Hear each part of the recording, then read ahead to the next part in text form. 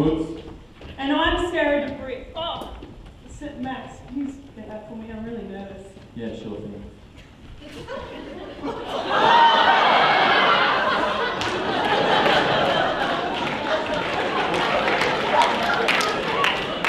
The year is 2012 and 60 bright-eyed students embark on their first day at Charles Sturt University, Wagga Wagga. These students, selected amongst hundreds of applicants, ready to begin their journey towards graduation as veterinarians. Some have fought long and hard to gain entry into this prestigious course. With years of work experience, late nights studying for the HSC to acquire that 90+ ATAR, and long days preparing for the interview. Some with animal handling experience and skills, inclusive of simply working at Pet Barn and patting their pet dog, donned their only R.M. Williams collared shirt, and magically bluffed their way into the degree.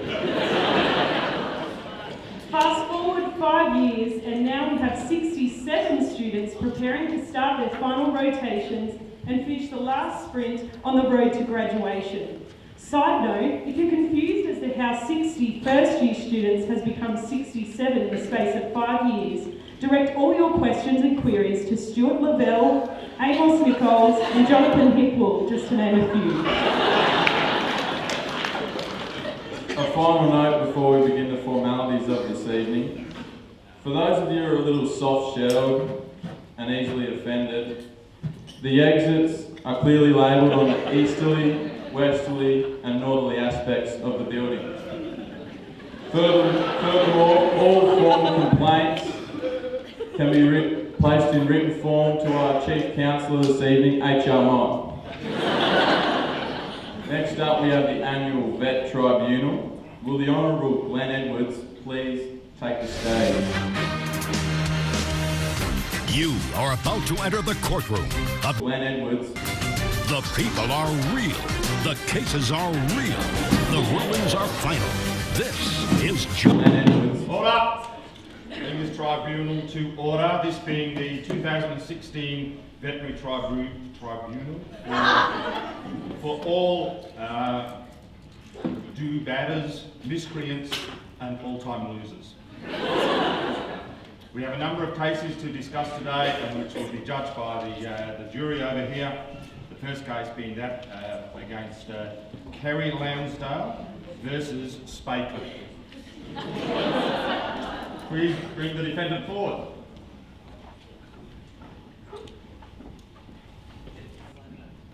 Your Honour, ladies and gentlemen of the jury, I have irrefutable evidence that Kerry Lansdowne did in fact recap a needle because there is an incident report for a needle stick injury on the said day of spay clinic. Why recap a needle, you ask? Is it for reuse? Is it for personal use? Could this discuss needle sharing between friends? This has caused an outrageous amount of paperwork, and staff and other students have really had to suffer as a result of this severe breach of workplace health and safety, for which 3 vets this year have already been prosecuted under this federal act. This is not the only case. Mr. Lansdowne must be found guilty because we can no longer say this is just another little prick with a needle.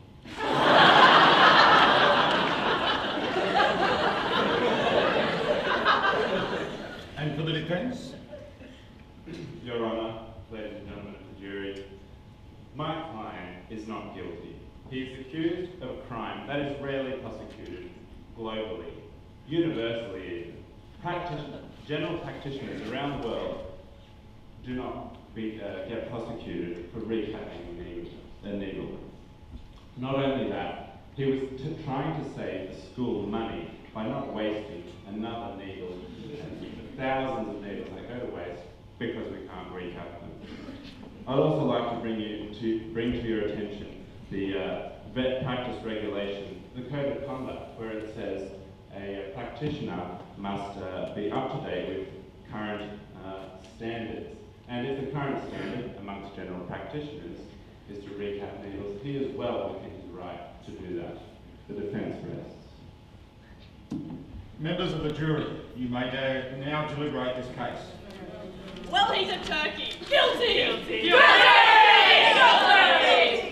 It is now my job to lay sentence on you, and the sentence in this case is for public display of humiliation.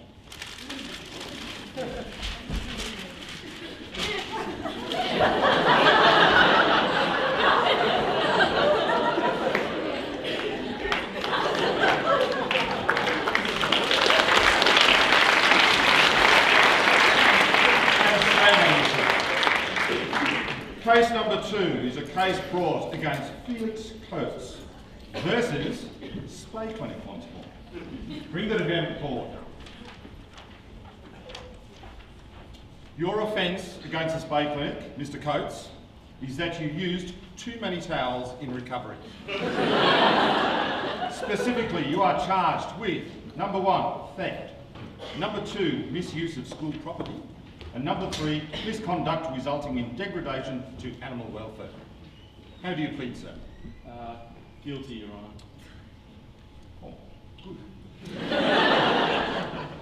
Madam Prosecutor, do you wish to make a further statement? The only statement I would make is that this is furthered by a witness statement from Natalie McKay, who had to wash a lot of extra towels. And I would like to say, does the defendant look as if he has used these towels for his own cleanliness purposes? I would argue no.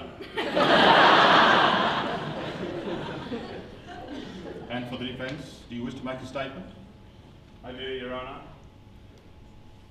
Even though my client has pleaded guilty, I would like to say that Spay Clinic is a high-stress environment, and great responsibility is put on students, like my client, to take care of their patients. Acting purely out of concern for his patient, Felix took it upon himself to obtain 3 towels to take care of that canine patient, providing nothing but the best care, and expecting that there would be enough towels for other patients. And that they would also be washed, as is what's supposed to happen. Felix acted out of professional kindness of his heart. And no one died anyway. Members of the jury, despite the fact we have a guilty verdict, would you like to make a statement on your behalf? Foreman of the jury? Muppet, definitely. Helen, guilty, Goose, if you will. Muppet it is. Oh, guilty it is. Your penalty for this heinous crime is a public display of humiliation in which the bailiff will towel whip you into submission.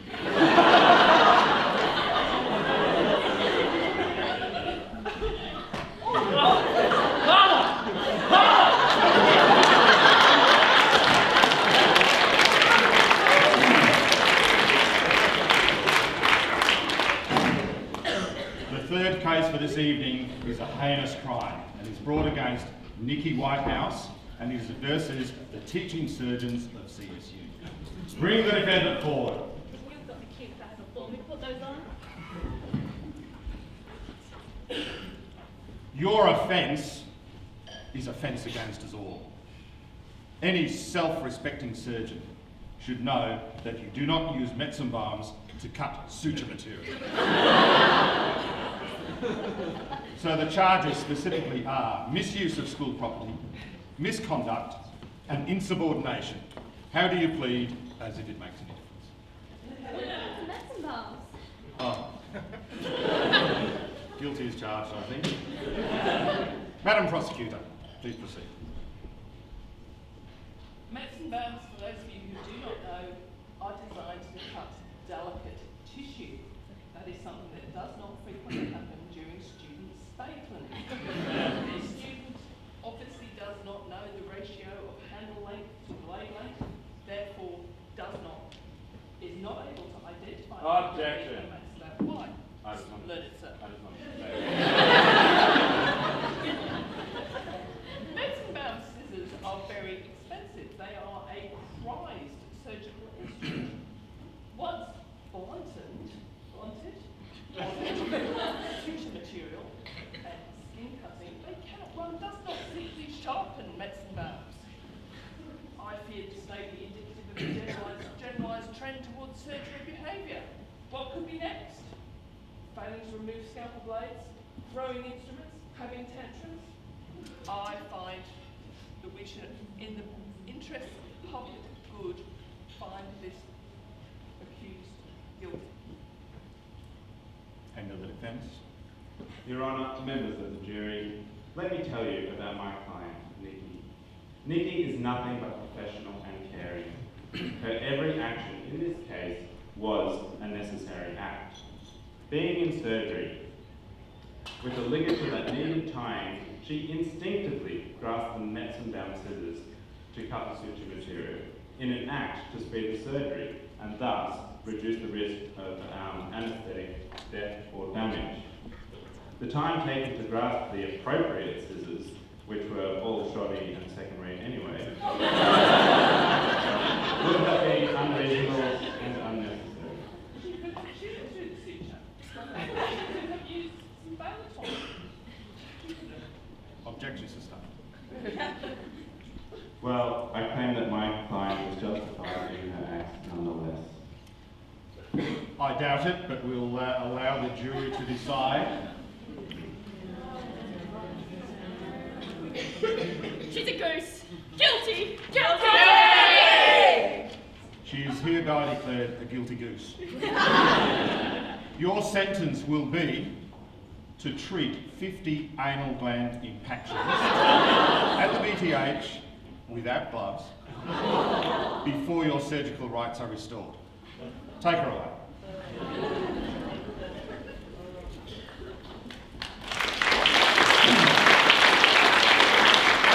The fourth case this evening is related to Grace Butler versus PBL. Bring the defendant forward.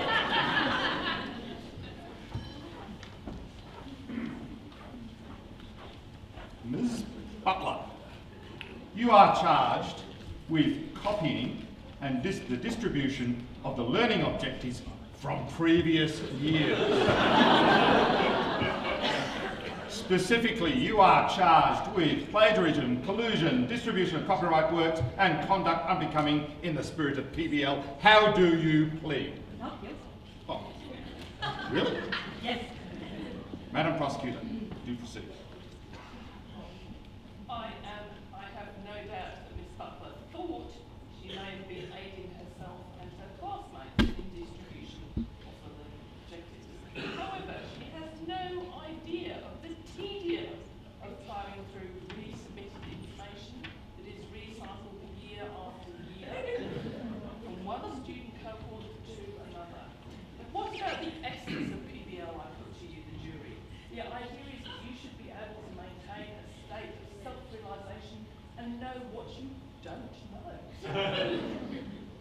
The drudgery of rereading plagiarised work is one thing, but there's an additional unintended consequence, and that is that the facilitator may not meet their KPIs. I urge you to find this defendant guilty. I doubt that there is a defence, but please proceed. Your Honour, jury, while it is true that my client was caught in the act of redistributing the same old PBL stuff, jury, I put it to you, have you not all been through the PBL process, the humdrum of years of slavery, trying to write those 5,621 learning objectives for the one case? You all know what that's like. It's what she was trying to do, what Grace, our friend Grace, was trying to do was to overcome the stress of the years of uni, of all these learning objectives. She was trying to put together all the information that her class needed to continue studying to move on to the exams. When she couldn't meet that workload because the stress had worn her down, she resorted to recycling old PBL notes. While this is a meagre, unimportant crime, you should realise that her acts benefited her colleagues in the long run. I rule that the words of the defence be struck from the record. Keeping that in mind, I allow the jury to deliberate and provide me with a verdict.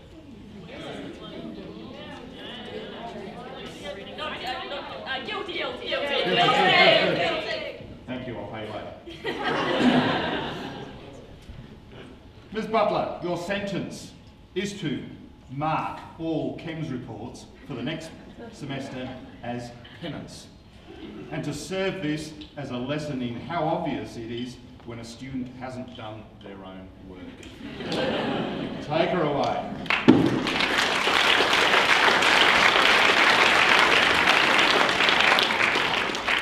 Our final case for this evening is a case brought against Shane Radell.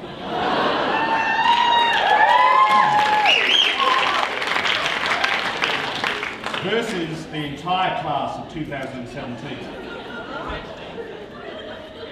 Professor Radell, your offence is to have having exposed your nipple to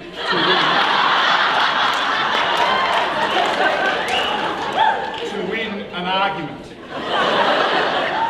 Specifically, the charges read public indecency, conduct unbecoming of an educator, and petulance. How do you plead?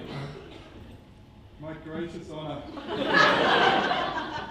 as my defence will explain, the video does not show a male mammary gland. And I am more than willing to provide and tender evidence to you to explain in more detail the nature of the melanotic hematoma that rests just here on my abdomen. So I plead not guilty. Just not guilty would have been fine. Prosecutor, please commence. In this case, I will be the prosecutor, standing in for the students. To help the jury and the audience understand the magnitude of this monstrosity, I would like to call the witness. George, would you please?